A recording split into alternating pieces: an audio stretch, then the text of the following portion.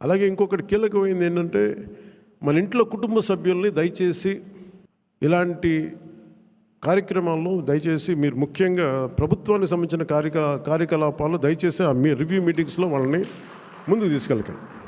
ఎందుకంటే మనం వారసత్వపు రాజకీయాలు అనేది మన వ్యతిరేకం కాదు, కానీ జనం మీద రుద్దేయకూడదు. వాళ్ళని భవిష్యత్తులో వాళ్ళే మా వారసులను చెప్పడం కొంచెం ఇబ్బందిగా ఉంది బయట. ఎందుకంటే అలాంటప్పుడు నేను కూడా నా పిల్లలు ప్రమోట్ చేస్తూ కూర్చుంటే ఇంకా దీనికి కొత్తదనం ఎక్కడి నుంచి వస్తుంది చెప్పండి, ఇబ్బందిగా ఉంటుంది. అది సహజంగా మీ బిడ్డలు మీరు ఎదగాలని కోరుకుంటున్నాం. రాజకీయాలు వస్తే నాకే ఇబ్బంది లేదు.